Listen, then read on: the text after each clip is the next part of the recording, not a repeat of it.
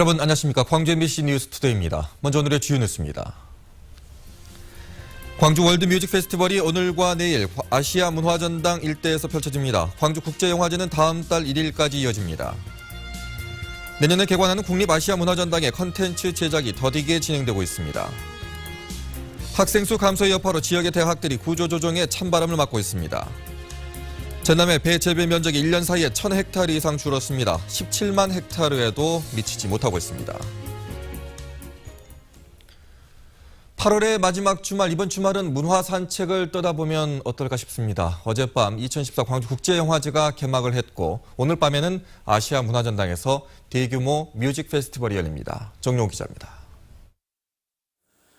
1960년대 한 천재 조각가가 병으로 작품 활동도 포기한 채 무기력하게 살자 아내가 한 여인을 모델로 데려와 예술혼을 되살립니다. 월남전 당시 조각가와 모델의 사랑을 담은 이 영화를 시작으로 어제 저녁 제14회 광주국제영화제에 막이 올랐습니다. 5.18을 소재로 한 영화 26년에 조근영 감독이 메가폰을 잡은 두 번째 장편 영화로 밀라노 영화제와 마드리드 영화제 등에서 작품상을 받은 수작입니다. 개막식에서는 인권 문제를 자주 다룬 김동원 감독에게 김대중 노벨 평화영화상이 수여됐고 독일의 헬릭 페셀 감독이 특별상을 받았습니다. 광주 롯데시네마 충장로강과 광주영상 복합문화관에서 다음 달 1일까지 계속되는 광주국제영화제에서는 25개국 총 91편의 영화가 선보입니다. 특히 한중 프로젝트의 일환으로 중국 신예 감독의 작품 6편이 국내 최초로 상영됩니다. 중국 영화 특별전도 하고요. 또 직접 이 중국 영화를 직접 한중이 특히 이제 광주가 중심이 돼서 제작할 수 있는 그런 실질적인 이야기들을 하는 중국 영화 포럼도 있고. 음악의 세계로 유혹하는 자리도 마련됩니다.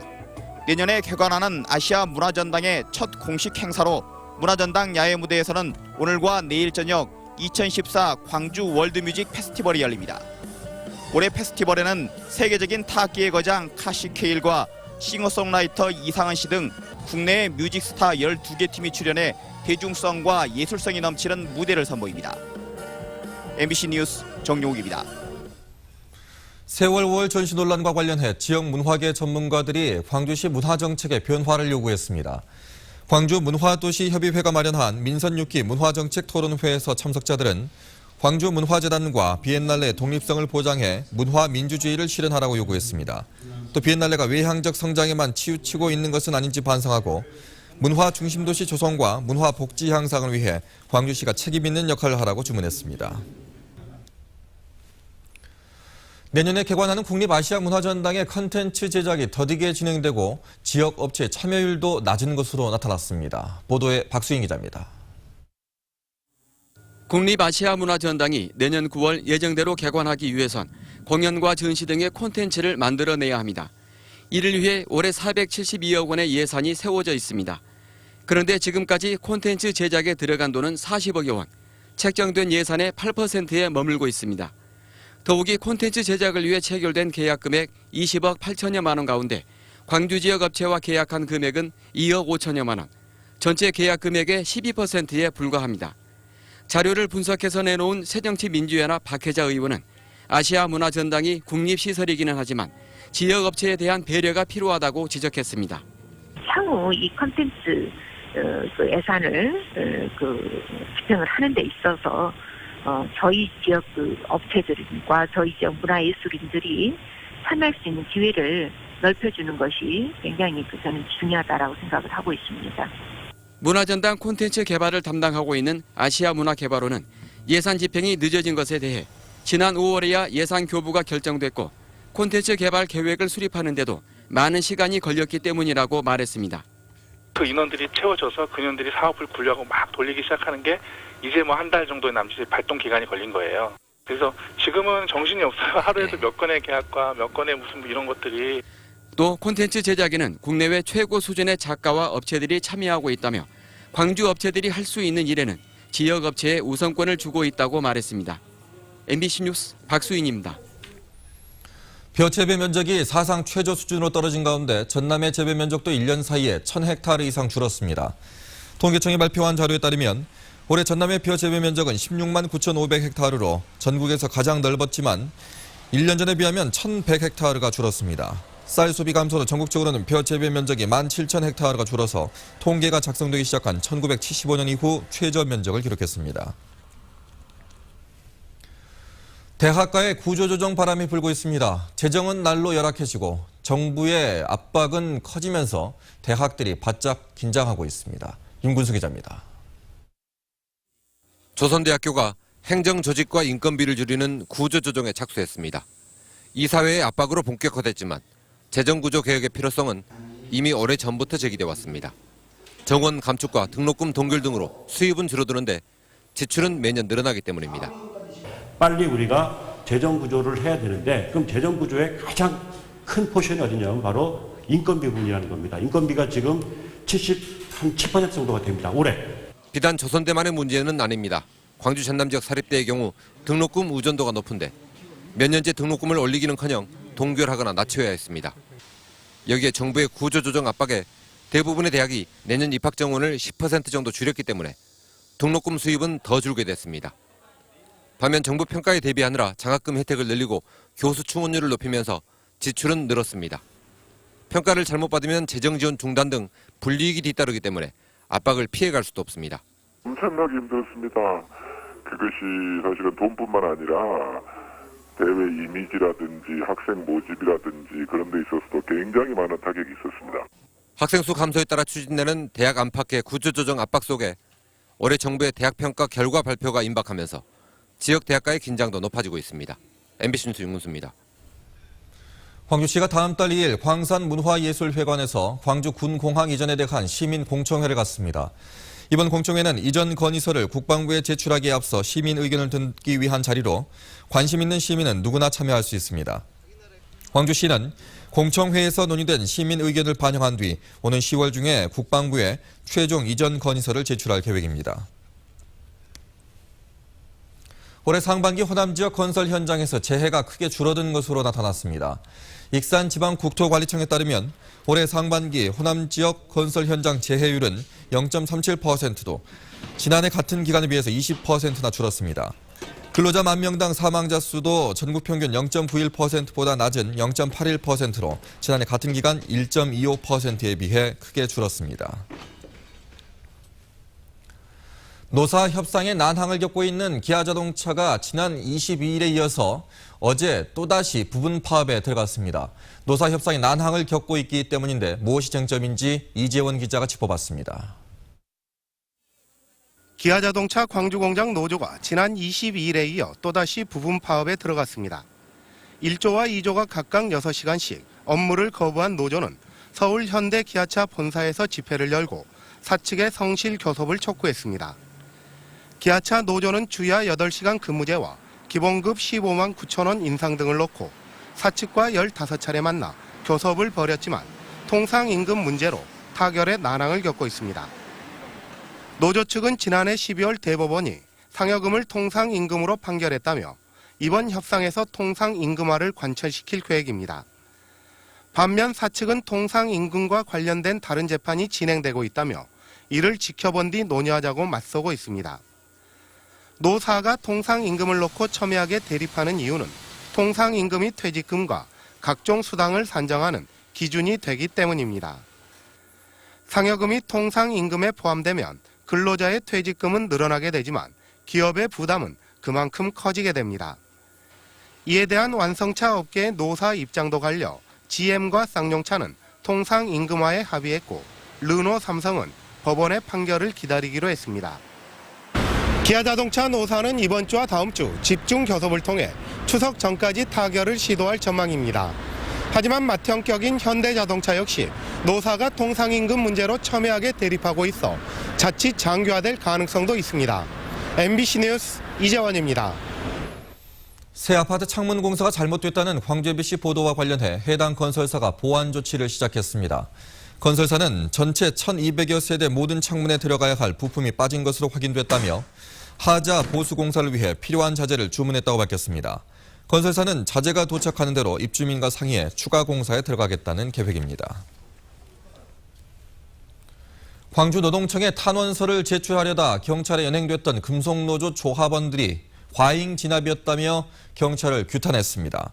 전국금속노동조합 광주남 지부는 성명을 내고 광주노동청이 경찰력을 동원해 청사 출입과 탄원서 접수를 가로막았고 경찰은 과잉 진압으로 노동자를 연행했다고 비판했습니다. 한편 그제 고용노동부에 통상임금 지침 폐지를 요구하며 노동청에 탄원서를 제출하려던 광주 지역 금속노조원 가운데 지부장 등 11명이 경찰에 연행돼 조사를 받은 바 있습니다. 광주지방경찰청이 광주 서구에 다목적 기동순찰대를 만들고 발대식을 가졌습니다. 다목적 기동순찰대는 강력범죄나 집단범죄가 발생해 경찰이 한꺼번에 필요할 때 관할 구분 없이 많은 경찰이 신속히 출동할 수 있도록 만들어졌습니다. 31명의 기동순찰팀원과 순찰차 6대로 구성된 기동순찰대는 범죄의 취약시간 야간에 광주 일대 우범지역에서 집중적으로 근무하게 됩니다.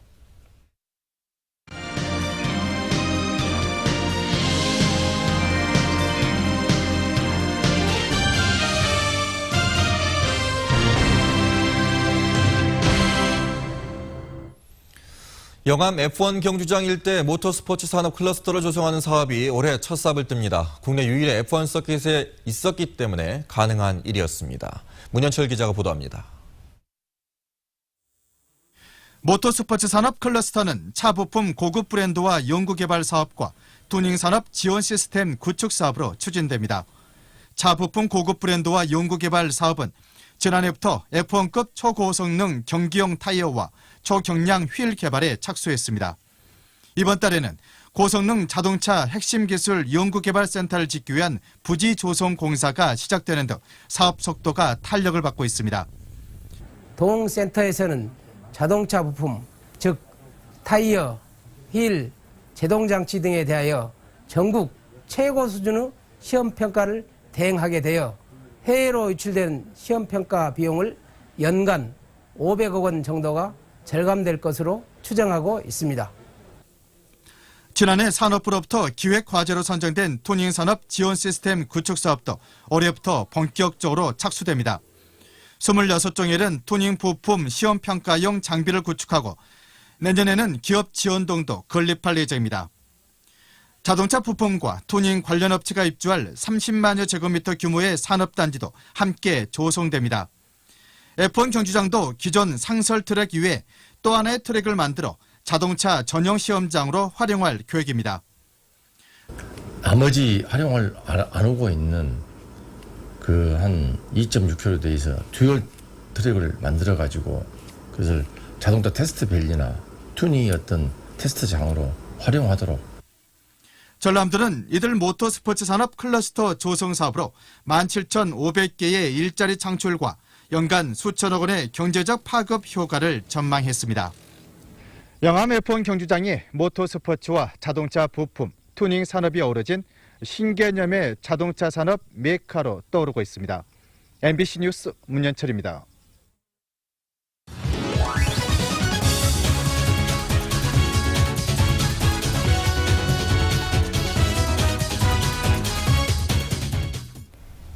안녕하세요. 스포츠투데이입니다. 기아 타이거즈 이제 8위까지 떨어졌습니다. 1승에 절실한 기아와 롯데가 외나무다리에서 만났는데요. 기아는 1점차 패배로 고개를 떨궜습니다. 비를 탓해야 할까요? 우천승연으로 격일제 경기를 해야 했던 기아는 투타 모두 컨디션 단조를 보이며 3연패에 빠졌습니다. 8위로 추락한 기아는 이제 4위는커녕 꼴찌를 걱정해야 하는 상황입니다. 8월 내내 구원투수로 등판했던 송은범은 약 한 달 만에 선발로 마운드에 올랐는데요.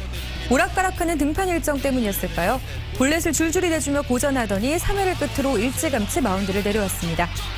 안타 한 개면 역전할 수 있었던 경기, 결국은 방망이가 아쉬웠습니다. 필이 3회 시원한 2점 홈런과 함께 5타수 3안타 맹타를 휘두르며 공격을 주도하고 신종길도 3개의 안타를 때리며 분전했지만 중심 타선의 결정적인 한 방이 없었습니다.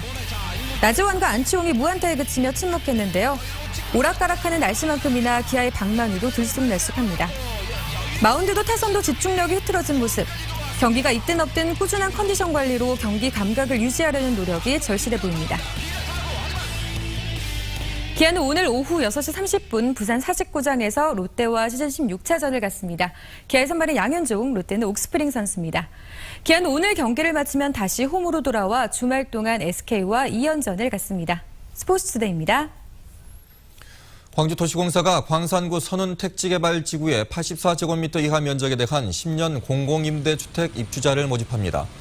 임대주택은 전용 면적 49제곱미터가 180가구, 76제곱미터가 106가구, 84제곱미터가 304가구로 모두 590가구에 이릅니다. 임대 보증금은 2,600만 원부터 4,750만 원까지고 월 임대료는 34만 3천 원부터 57만 8천 원까지입니다.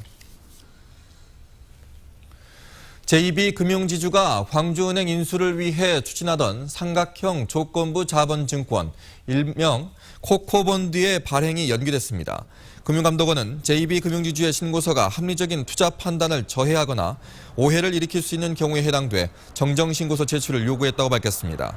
이에 따라 정정신고서가 제출될 때까지 제2비금융지주가 광주은행 인수자금을 마련하기 위해 추진했던 2천억 원 규모의 코코본드 발행이 연기될 것으로 전망됩니다.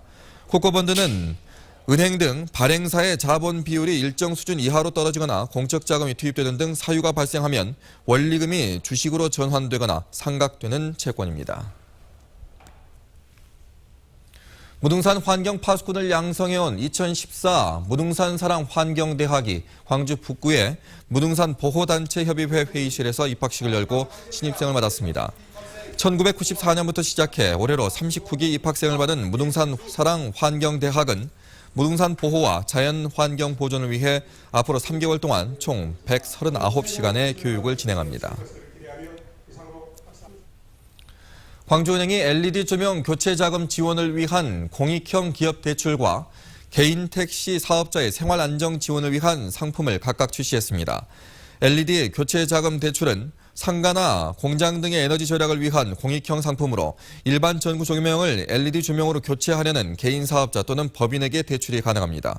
광주은행은 또 개인 택시 사업자에게 최대 3천만 원까지 대출이 가능한 상품도 내놨습니다.